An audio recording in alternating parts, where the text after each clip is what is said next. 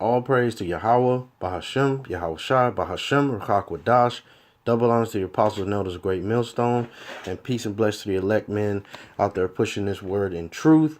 This is Akaria from the GMS Dallas camp, and I just got a quick lesson I wanted to go into.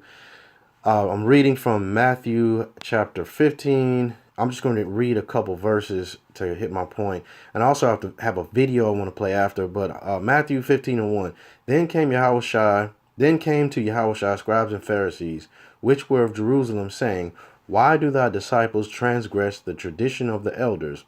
For they wash not their hands when they eat bread. Now, this was not just washing your hand, not just putting some soap and water and running soap in your hand and running some water over. That's not what was going on. They had a certain tradition of washing their hands. They had a certain way, almost like you see, you watch those doctor TV shows, I guess, and you see the surgeons, they're holding their hands up and they have a particular way. I think even with them, they don't even wash their own hands. Somebody else washes their hands. So it was a particular tradition that they went through. They had a prayer with it, the whole nine. So it wasn't just washing their hands, running soap and water on their hands. And I'm pointing this out because a simple person might read this and say, well, damn, Yahushua never washed his hands. The disciples never washed their hands. Like, man, they was tripping. So that wasn't what was going on. Yahushua was speaking about a tradition of men to do this whole ritual and have this prayer with it. And like I said, I'm going to have a video to play after this to show, give them more of a visual. But, verse 2 says, Why do the disciples transgress the tradition of the elders? For they will not wash not their hands when they eat bread. But he answered and said unto them, Why do ye also transgress the commandment of Most High by your tradition? So the Pharisees and the Pharisees and the scribes had a tradition that they would go through, before they would eat. And I believe eat bread and maybe eat bread on certain days, but it was this whole tradition. So they tried to trip Yahushua up and the disciples up, and they brought him in to eat with him. And they wanted to point out the fact that, like, look at y'all don't follow these traditions of men. And as Yahushua said, I'm gonna jump to verse 8. This people draweth nigh unto me with their mouth and honor me with their lips, but their heart is far from me. So these Pharisees and scribes had all these traditions and all these things that they do, but their heart was far, far away from Yahweh Bashem Yahushua. They were trying to look very astute and very good on the outside, much like you see IUIC, for example, very astute and very clean, and everybody has the same garment on the outside, but as Yahushua was saying, it's not what is not what you see on the outside, is the inside. You men are doing all these traditions and washing your hands for 10 minutes and saying prayers with washing your hands, but you don't understand anything that Yahushua is talking about. Anything that he would say through the spirit of Yahweh, through the spirit of the Most High, they would never get it because they weren't given that truth. So I just wanted to kind of point on that, shed a little light on that, because like I said, some people get simple-minded and they just look at it as, well, the disciples didn't wash their hands. No, it wasn't that they didn't wash their hands. They just didn't do it as a tradition. So with that, I'm going to go ahead and play this video that I have attached with it. Shalom. I'm at the congregation for our discussion of how to wash our hands for bread.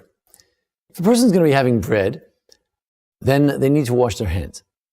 Now, if they're having less than a egg's worth, in other words, if you're having less than, let's say, 2 pieces of bread, you should probably wash without a bracha. If you're having, if you're going to wash, and you're going to make a bracha, then you should have a significant amount of bread, as in eggs worth of bread. If your ring has a stone in it, then you definitely need to remove it.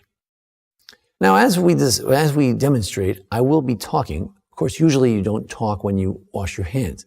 It's particularly important not to talk from the time you begin the washing until the blessing is made. Never do we interrupt between a mitzvah and its blessing. Let's say you blow the shofar, and then you make a bracha before the blowing of the shofar. You never interrupt in between those two things. Afterwards, it's also important not to interrupt between the washing and the eating bread. But that's actually less significant. The main thing is not to interrupt between the washing and the making of the blessing. Should you interrupt at that point, that could be a serious problem. If by mistake you talk after you wash your hands, as long as you haven't totally removed your mind from the idea of washing and remaining pure, then you do not need to recite the blessing again. So if we want to pour the water on our hands, we want it to cover all the way from our wrist, all the way to the very ends of the fingertips. In order to do that, we're going to need a significant amount of water. So it's good to fill up a nice big cup. If you use a small cup, this is going to be very difficult to do. If you're in a shortage of water, you could follow a more lenient position of covering just simply up to the knuckles. So we do it as follows. You hold the hand this way so that everything is exposed. Your hand is totally exposed to the water. And you pour it twice.